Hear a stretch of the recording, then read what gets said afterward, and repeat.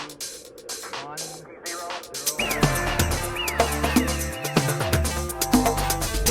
dos, tres, cuatro.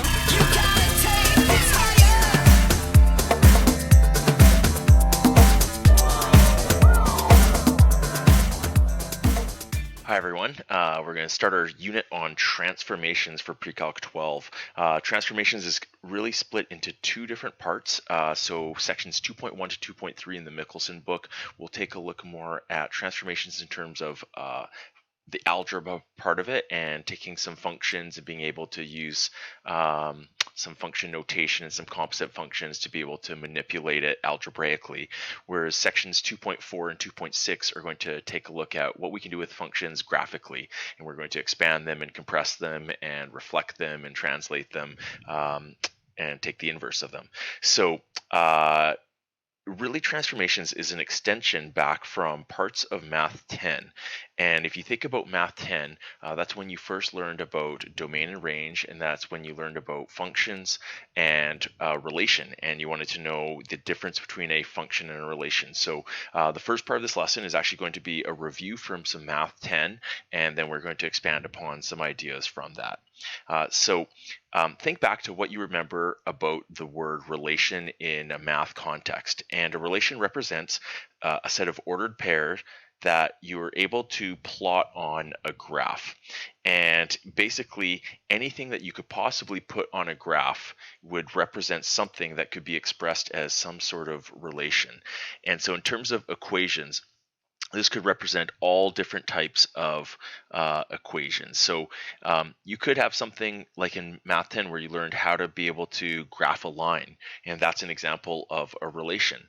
But you could also do many, many more complicated types of graphs. So you could have something in which you have, say, x squared plus y squared equals 16 or something like that.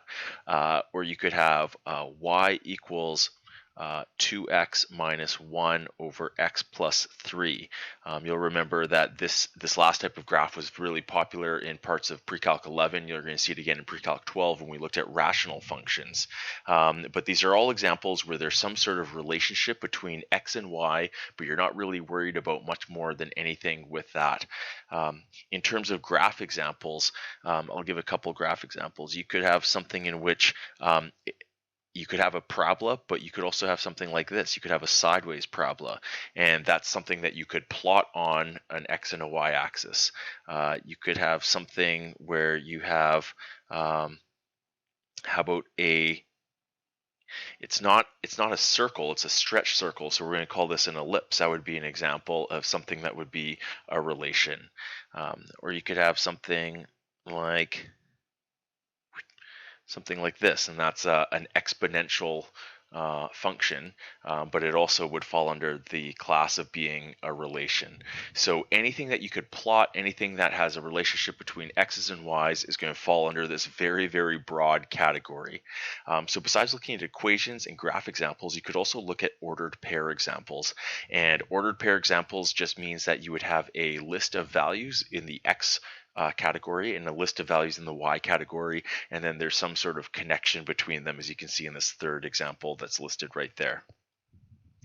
After you've learned about relations, then you start to break it down into specific parts. And so a function is saying that for every x value, there's one and only one corresponding y value. And all functions fall under this field of relations. And probably the easiest way to be able to define a function is to look at it visually. And so you'll recall back from Math 10 something called the vertical line test. And the vertical line test is something that's going to tell us if something is a function or not a function. So I'm going to give you 3 examples of functions, 3 examples of non-functions, and then hopefully that'll help recall some of the things that we've learned in the past. So here we go. 1, 2, 3. Okay, so for instance, an example of a function, something that would create a y equals mx plus b type linear relationship. We've learned something called the linear function, and that would fall as an example of being a function. It would pass what we're going to call the vertical line test. When you see the non-examples, you'll see why these would not be something that would pass the vertical line test. If you, in pre-calc 11, the most common shape that we graphed was a parabola. So when we graphed parabolas, we call those quadratic functions. So that would also fall under your function family. And then the third example, this is almost something you'll probably learn when you start to do some calculus, and we're going to look at something called a piecewise function. And a piecewise function is going to be something like this. So we have one part right here, and we're going to have an open circle, and it's going to extend to the right, and then below it, we're going to have a closed circle, and it's going to extend to the left. And that's going to be an example of a function, but we'll compare that to something very similar in this next part where we look at non-functions. So for a non-function, let's start with the first counterexample, and we're going to look at this piecewise function here, and I'm going to do an example that's going to look like this. We're going to say, what if this was shaded in, meaning it equals that point, and it equals the point below as well. So the vertical line test says that if you're able to draw a vertical line, which we did right here, if we can draw a vertical line and it passes through more than once, so it passed through twice right there, then it would fail the vertical line test and it would not be a function. And that is the real defining feature of what makes something a function or not a function. It wouldn't satisfy this definition of saying that there's only one and one corresponding y value for every x value. So a couple other examples of non-functions. If I drew a circle right here, at some point I'm able to draw a vertical line and it would pass through more than one time, meaning that that would be not a function. Or if I graphed something like, what if it looked something like a sideways S? If I can do a vertical line right there, looks like a dollar sign, that would fail the vertical line test as well, meaning that that would also not be a function. So all three of those examples are examples of non-functions. In terms of taking a look at what would be equation examples of something that would be a function, we've already said that y equals mx plus b, something in the form of y equals mx plus b would represent something that would be a function. We've said that parabolas, quadratic functions, are examples that would, so an example of an equation there, you could say x squared plus 7x plus 10 or something like that. And you can have different examples too. So you'll remember then when we graphed some of those rational functions, let's give an example of that. So you could say something like y equals 2x minus 5 over x plus 7 or something like that. Now that one you might not be able to see right away, but if you use Desmos, your graphing calculator, you'd be able to confirm that yes, that is an example of a function. Now we've already looked at some of our graphing examples, but I'll give you a couple more just so you can keep looking at examples of functions that would match these characteristics. So think back to what you remember learning about graphing rational functions, and you probably will recall a term called an asymptote.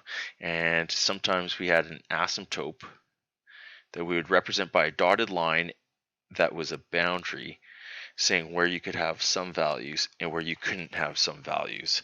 And so something like that would still pass the vertical line test and would fall under an example of being a function. And then another example of a graph that could be a function could be something like this, and this is kind of a weird one. It could be half of a sideways parabola, so it could look something like this, and that might be a bit of a strange concept, but what that actually represents is something called a square root function. It's in the form of y equals the square root of x. We can manipulate a bunch of things with it, but that's going to be something that you'd be able to use as something that would be a function. Taking a look at the ordered pair examples, you'll notice that even though you arrive at more than one y, that's allowed. You're allowed to arrive at more than one y, but every x is only occurs one time.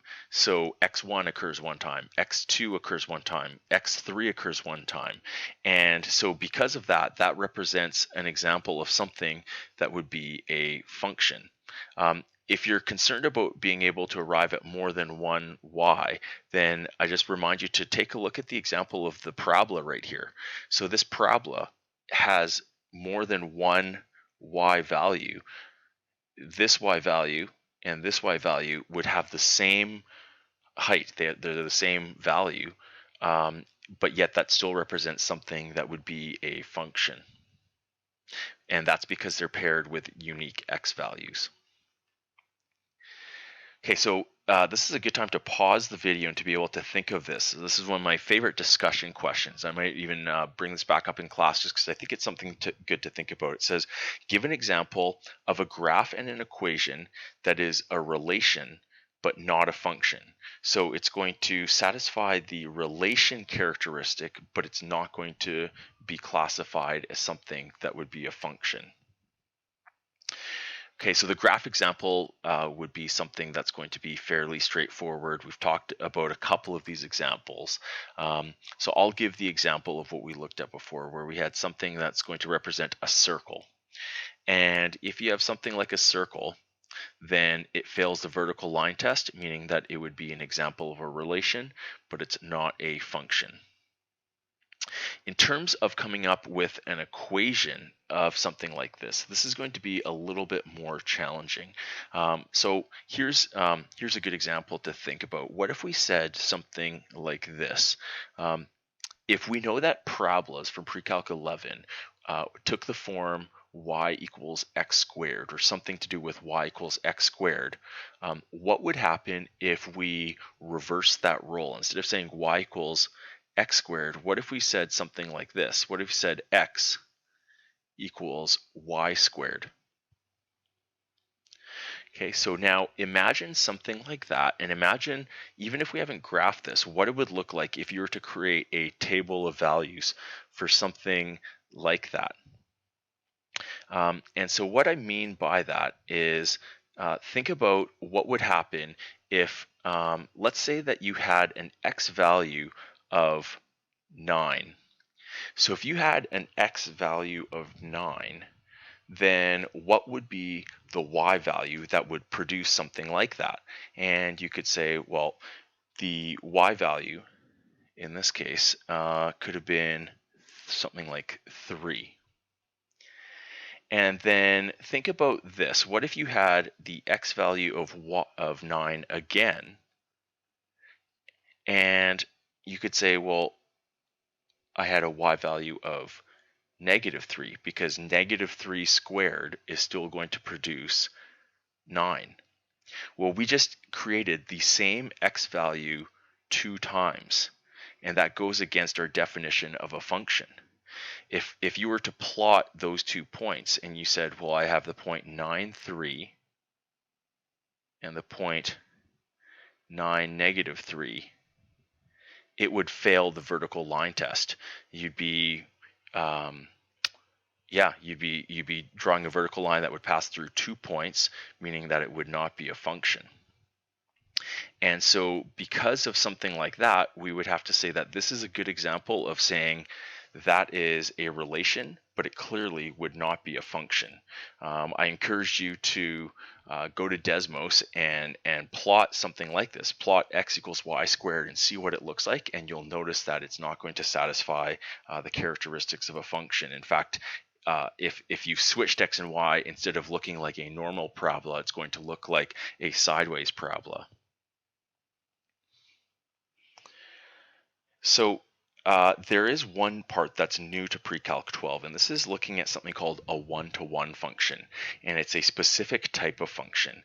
Just before we look at the definition of that, you're probably being drawn to this idea of something that I call a concentric circle, and the concentric circle is going to say this.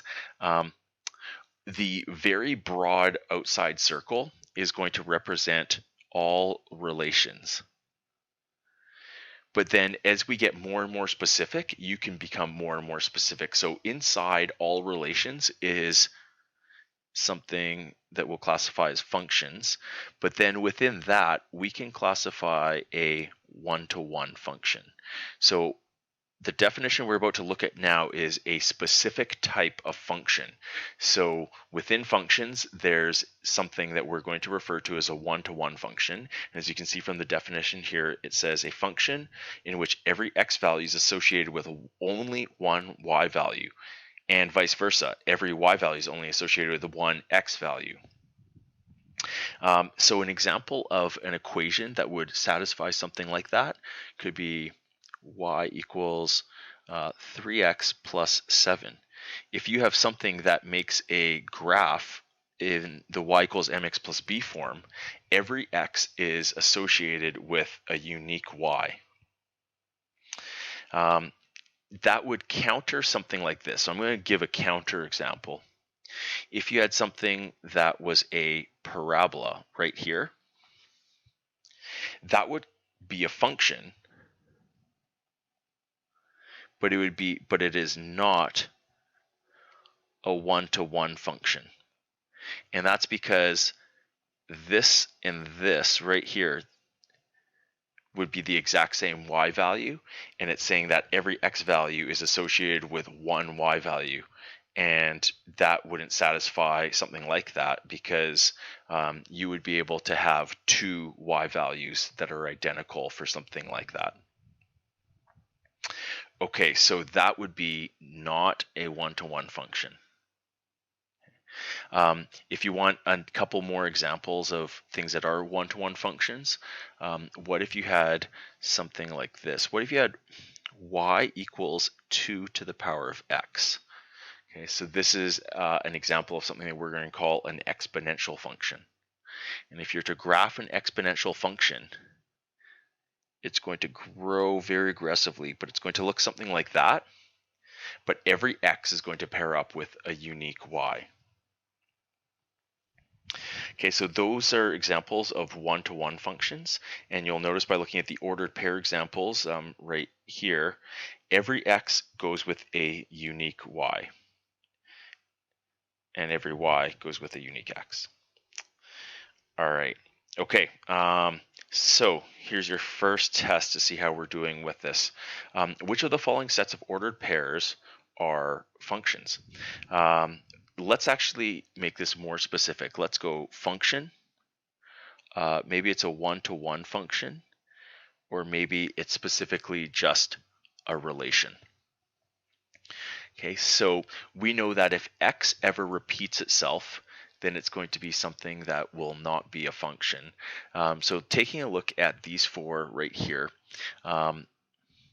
if I look at this first one here, 1, 3, 5, 7, and 9, if I was to plot each of those points, none of them duplicate each other, so it's for sure a function, and all of the y values are unique as well. 3, 7, 9, 13, 15, they're all unique as well, so this is not only a function, this is a one-to-one function. For the second example, part B, this 7 repeats itself.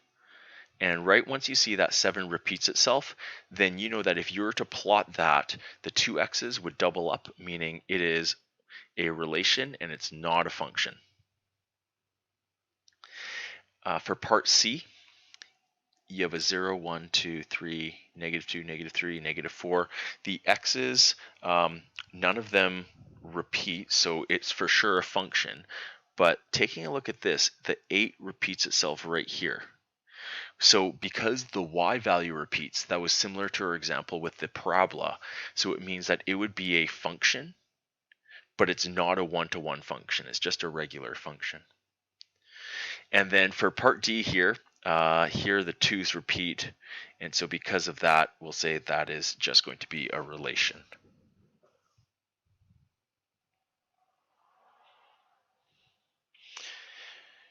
Okay, let's take a look now at some examples in terms of what you could have in terms of domain and range. So this actually is probably going to be a little bit more familiar than some of the function relation terminology. Any of the numerical values you see here are just trying to represent significant points. So for the domain, we're going to say that this is represented in two separate pieces. So we're going to write it as everything where, where x is going to be less than or equal to -2, or x is greater than or equal to +2. If it's written as two separate parts, I think you should express it as two separate parts. And we'll write this in, you'll remember in Math 10 there was set notation and there's interval notation. We're going to take a pause from interval notation, and we'll just use everything in terms of greater than or less than signs. So you'll see the inequalities that you're used to. Now, in terms of the range, it's going up and down, and it's going to go up and down forever. So we'll say y could be all real numbers. You don't need to say anything else besides that.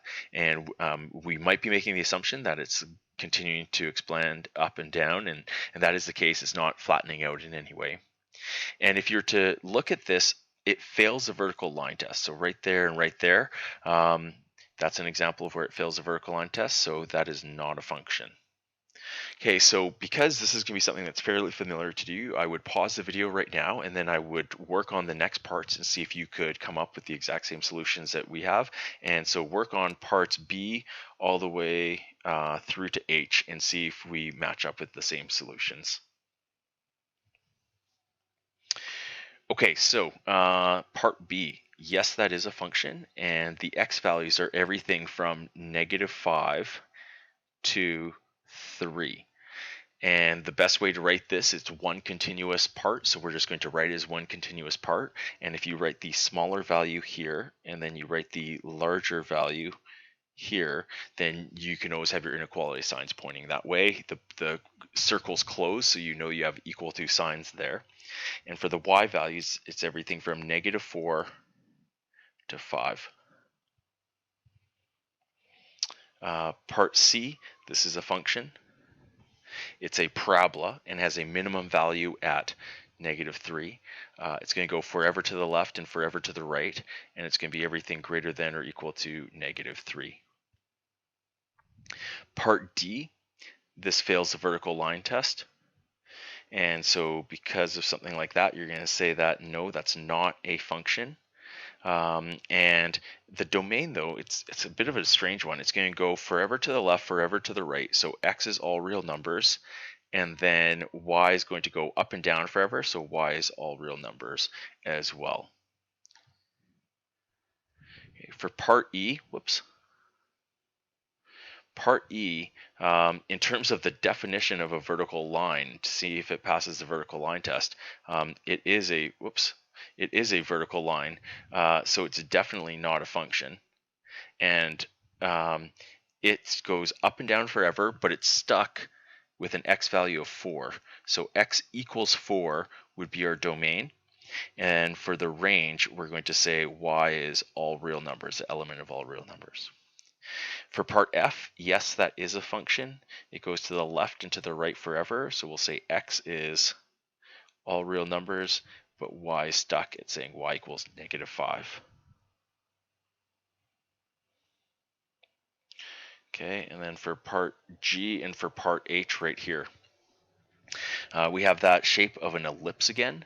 And so what we could say right here is it's everything between -5 and 5. So we'll say the domain is everything between -5 and 5. And the range is everything from -2 to 2. It fails the vertical line test, so it's not a function. And part H, that was our sideways parabola. That's also not a function. And the domain is going to be everything to the right of -3. So you'll say x is greater than or equal to -3. And then for the range, it's going to go up forever and down forever. So we're going to say the range is YER, like that. So that's the bulk of actually what you're going to see for some of the homework questions that you're going to get from section 2.1. I do want to talk a little bit about example 3. And example 3, this is really an extension. So now we're going to look at what would happen if you didn't have the graph in front of you. We'll say for the sake of this, you should have your computer out to be able to work on Desmos, or you can have your graphing calculator to be able to investigate some other ideas. But I'm going to go through part 3 probably fairly quickly. It's a bit of an extension, but it does help us get a good sense of what relations and functions would look like in terms as equations. I would say that one thing that's going to be a little bit frustrating for this next part is because sometimes you can't see it, it might be a little bit more challenging. And so even if we haven't learned how this shape works, I think we just have to be a little patient in terms of that part. So I'm more concerned in terms of what we take away from example 2 than what we do with example 3. Okay, so part A, we have something in the form of y equals mx plus b. And so because it's in the form of y equals mx plus b, then we know that yes, that's a function, and you could input any number you want for x, and it could produce any number for y as well. And so this is something in which you're going to have all real numbers for both the domain and for the range. Now for part B, this is where it gets a little bit more complicated. So we're going to come up with a weird shortcut to start with, and then we'll try and explain this a little bit more. But if you think about that example that we gave where we talked about something that was a relation but not a function, I forget, I think it was x equals y squared, something like that. The y squared is the part that makes things much more challenging, because whenever you have a y squared, if you were to isolate for y and you take its square root, you'd be creating a plus or minus situation. And that's exactly what's going to happen for this case right here. Whenever you have a y squared, that's the first telltale sign that this is not a function. So right away, from here on out, if you ever see a y squared, not a function. It's only going to be something that's a relation. In terms of the domain, again, I would plot this, and I know in your graphing calculator, you might say, well, I wouldn't even know how to put this into my graphing calculator. So if you have x squared plus y squared equals 16, you could always isolate for y. And if you were to do something like that, I'm just going to do this quickly here. You could square root both sides, and when you do that and you create a square root, you create that plus or minus situation. And so what would end up happening is you would have to put in the positive square root of 16 minus x squared for y1 and the negative square root of 16 minus x squared for y2. So you'd have to have something in for y1 and for y2 right here. And if you plot that, you're going to find that you're going to get a unique shape in which it's probably going to look like this and like that on your graphing calculator, but really it creates a circle. And again, you don't need to know that, but you do need to know whether it's going to be a function or a relation. And because it has a y squared, we know it's not a function.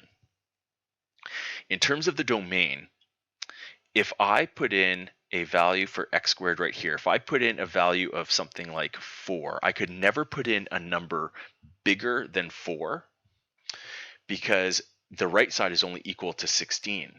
And I know that y squared, because it's being squared, could never produce something that's less than 0. Whatever I put in is going to produce some sort of value that is going to either be 0 or positive. And so because of that, x is bounded by being between 4 and negative 4, because negative 4 squared would also produce 16.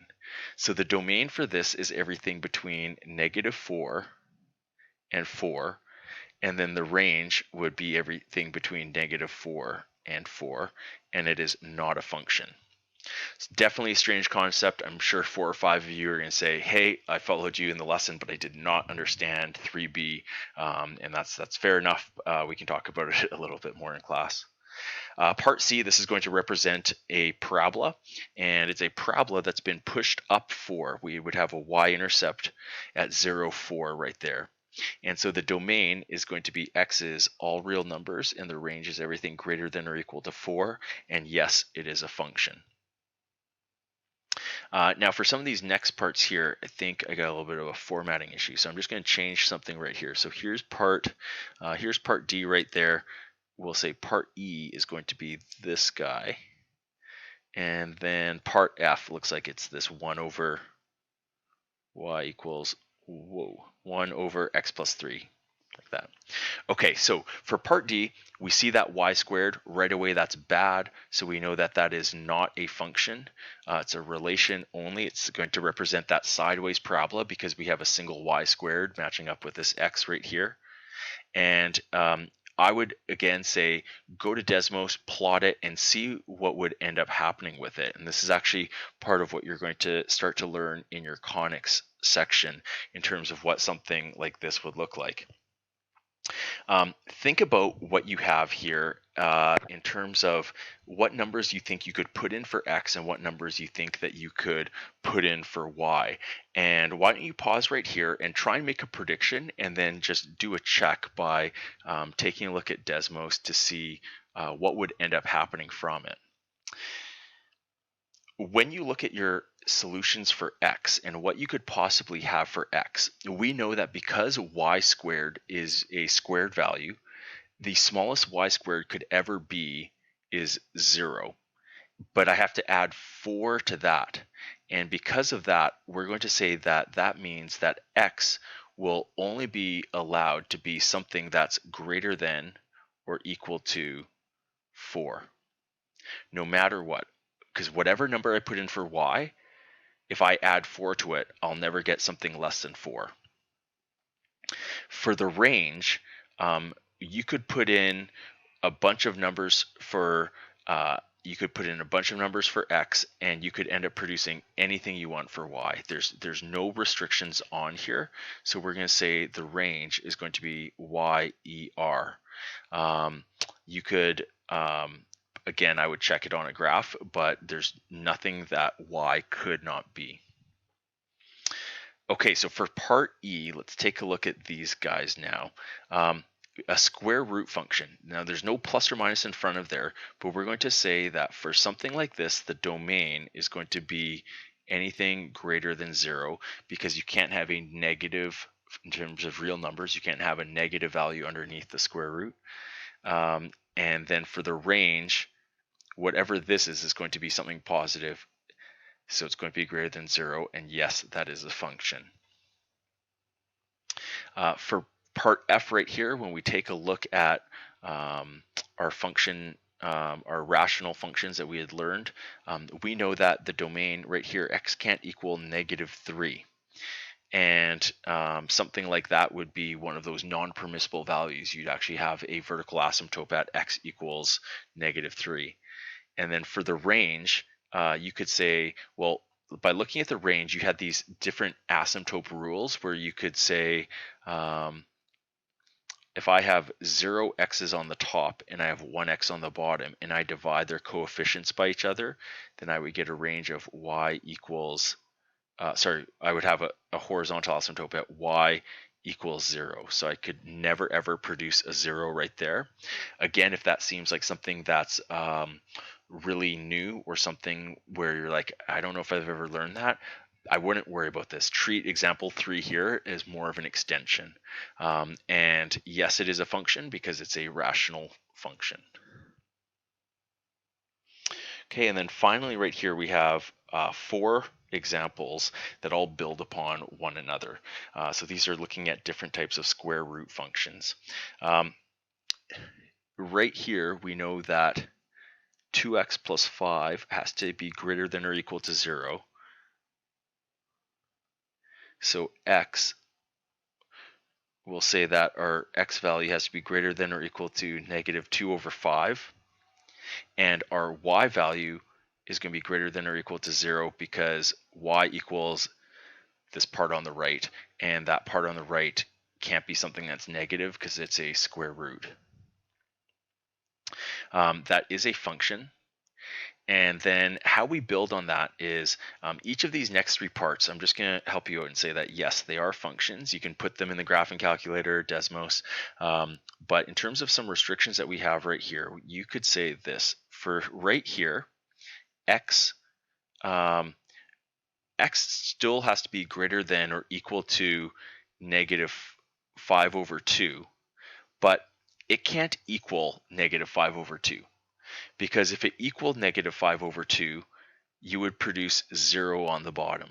And you can't divide by 0, so it's just going to say x is greater than negative 5 over 2. And then whatever you have on the denominator, it's going to be some form of a positive number. Whatever you put in for x will be a positive number, and it's being divided by 3, or 3 is being divided by that value. And so if it's 3 divided by this positive value, it's only going to produce positive numbers. So you're going to get something in which you'll have only positive numbers for what y is equal to. So y is going to be greater than 0. And that would be, when comparing it with part I, they would be very, very similar, except now you're just going to say this: x is greater than negative 5 over 2, but we're going to say y is less than 0. And that's because it's going to be a negative number divided by a positive number, which will always equal a negative number. And then for part J, our final example, when we take a look at this, it's exactly the same as part H, but everything's been pushed up 7.